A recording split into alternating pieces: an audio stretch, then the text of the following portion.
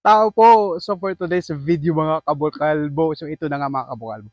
Andito ako sa isang resort dito sa Pangpang, Buenavista. Ipapakita ko po sa inyo yung view. Grabe kasi nagugulat ako mga kabukalbo dahil for the first time, ganito na kaganda yung development dito. Unti-unting gumaganda na tong area na to, which is dati mga ano lang to dati, mga puno, mga kagubatan. Pero ngayon mga kabukalbo, grabe ang ganda na ng view dito. Kaya let's go. Mga kabukal-buno, ito nakaganda yung lugar dito. Di pa siya totally developed, but look the place mga kabukal-bu. Grabe, ang ganda. So, dito, di ko pa alam kung magkano yung presyo nila. Alam ko may entrance fee, pero walang environmental fee dahil wala pa nga. Siguro wala pang asosasyon dito sa barangay namin na maningil ng environmental fee. It's because hindi pa masyadong fully developed yung area. And wala pa dito mga hotel-hotel kasi nga malayo po ito. Pero tingnan nyo naman yung lugar mga kabukalbo. Ganda na, di ba? So may mga pathway naman kahit maulan, maputik. At least may pathway, nakasemento naman yan. Kaya yan. So tara, punta tayo sa tabing dagat. Ooh.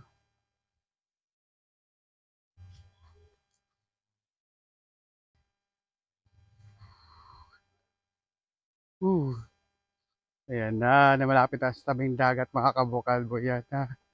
'Di ba ang ganda? Tingnan niyo naman mga kabukalbo, look. Oh. Medyo mapangpang lang dito mga kabukalbo dahil yun mapangpang na wala ka mapangpang talaga dito.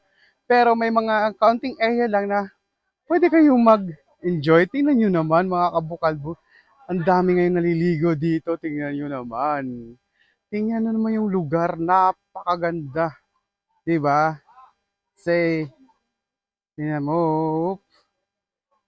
Marami may mga nangaligo nga dito mga kabukalbo yan. Ayan. Grabe ang ganda. So, kaunti lang may mga cottages dito mga kabukalbo. Di ko alam ang mga magkano yung presyo sa mga cottage. May tatanungin ako ditong owner. Owner? May i-interview na akong kakilala dito mga kabukalbo kung magkano yung cottage. Siya yung tatanungin natin. So, wait lang ha. Aakit lang ako sa hagdanan. Ayan. So, ayan. Ayan. So, andito ako sa isa sa mga namamalakad dito. Ayun, may GSM, sorry.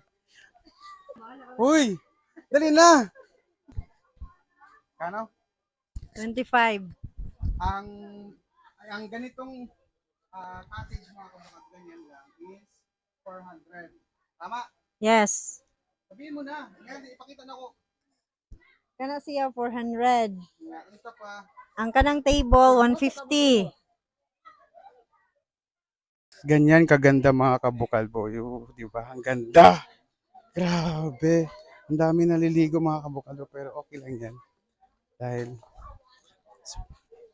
yun natin, yan. Medyo hibas mga kabukalbo, hindi konti lang.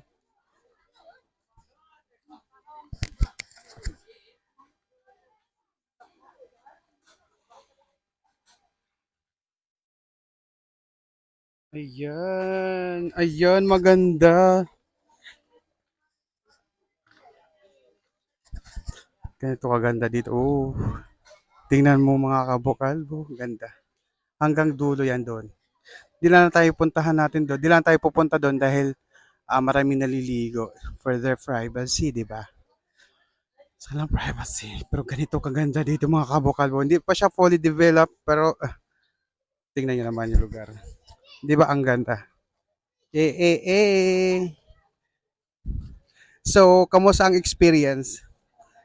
May pangutan ng tata mga kabukalbo. Kaso lang, hindi bata pangutan na ta. Oh.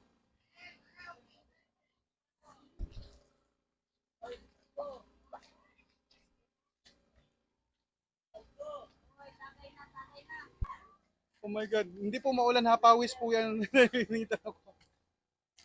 Ooh. Yeah.